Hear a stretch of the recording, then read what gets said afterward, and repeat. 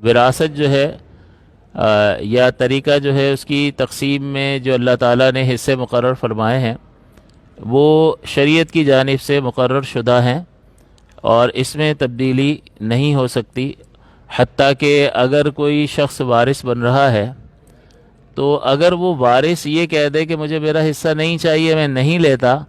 تب بھی اس کے ساقط کرنے سے بھی وہ اس حصہ ساقط نہیں ہوگا۔ وہ جب چاہے کتنے ہی برس گزر جائیں وہ اس کا مطالبہ کر سکتا ہے اور اسے وہ اس کا حصہ دینا ہوگا۔ تو اسی لیے فقہاء کرام نے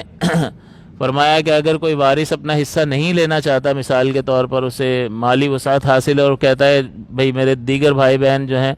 ان کی ضرورت ہے، چلو وہ لے لیں، مجھے نہیں چاہیے، تو اس میں ہونا یہ چاہیے کہ جب اس میں بھی تقسیم ضروری ہے، اس کے ہاتھ پر ایک بار اس کا حصہ رکھ دیں تو آپ نے جو اللہ تعالیٰ نے فرمایا اسے نصف دے دو یا اسے 1/3 دے دو، اسے چھٹا حصہ دے دو، تو یہ جو دے دو اللہ نے فرمایا یہ حق شرع ہے اور اس حق شرع کو پورا کرنا ضروری ہے اور یہ دینے سے ہی پورا ہوگا۔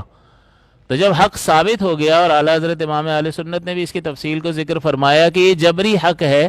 جو کسی شخص کے انتقال کے ساتھ ہی وارثوں کا اس کے مال میں ثابت ہو جاتا ہے، تو یہ حق ثابت ہے اور حق ثابت کو کوئی بھی ساقط نہیں کر سکتا، یہ باقی رہے گا اور یہ ختم ہو سکتا ہے دینے سے۔ تو اب حتیٰ کہ جس کا حق نکلتا ہے وہ کہے مجھے نہیں چاہیے، مجھے نہیں لینا ہے، تب بھی یہ حق ساقط نہیں ہوگا، باقی رہے گا، اور جب باقی رہے گا تو چاہے کتنی نسلیں آگے گزر جائیں، کتنا چاہے وقت گزر جائے، وہ وقت گزرنا اس میں مؤثر نہیں رہے گا کہ وہ حصے کو ختم کر دے اور ساقط کر دے۔ لہٰذا اس کی صورت یہ علماء نے ذکر کی ہے کہ اسے اس کا حصہ اس کے ہاتھ میں دے دے اور پھر وہ اپنی مرضی سے واپس کر دے، تو آپ نے حق شرع پورا کر دیا کہ جو اللہ نے فرمایا اسے نصف دو، اسے ثلث دو، اسے سدس دو، اسے 2/3 دے دو، 66.66%، تو وہ جو اللہ نے فرمایا اسے دینا ہے، اس کا بنتا ہے، وہ آپ نے کر لیا، اگلے ہی لمحے اس نے واپس کر دیا، تو یہ گویا کہ ادا بھی ہو گیا اور اب اس نے اپنے بھائیوں کو، بہنوں کو جو ضرورت مند ہیں ان کو دے دیا، تو بہت اچھی بات ہے، یہ اس کے لیے باعث اجر و ثواب ہوگا۔ لیکن حق شرع پورا کرنا لازم اور ضروری ہے اور وہ دیے بغیر ادا نہیں ہو سکتا۔ یا اس کی دوسری صورت یہ بھی ہو سکتی ہے کہ کسی ایک شے پر صلح کر لی جائے کہ بھئی چلو تمہارا حصہ جو ہے وہ مثال کے طور پر 50 لاکھ روپے بنتا ہے، لیکن تم اس پر راضی ہو جاؤ کہ بھئی یہ 2 لاکھ کی جو ابا کی چیز ہے نا وہ میں لے کر تقسیم سے الگ ہو جاتی ہوں، تو یہ بھی ہو سکتا ہے۔ حصہ اس کا 50 لاکھ روپے بن رہا ہے، وہ معاف کرنا چاہ رہی ہے یا معاف کرنا چاہ رہا ہے، لیکن وہ معاف کرنے سے معاف نہیں ہوگا، تو وہ اس میں تخارج کی صورت کو اختیار کر لے، اسے تخارج کہا جاتا ہے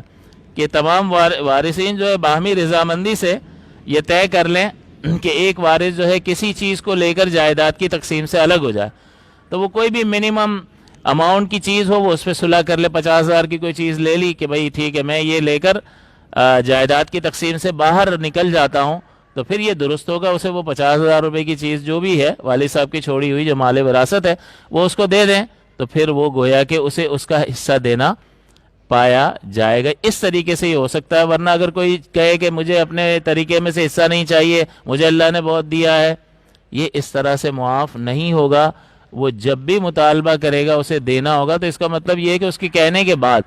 جب یہ ساقط نہیں ہو رہا تو نتیجہ کیا نکلے گا؟ یہ باقی ہے، یہ باقی ہے، تو اب ہمارے بھائی کیا کرتے ہیں کہ بھائی بہن نے معاف کر دیا ہے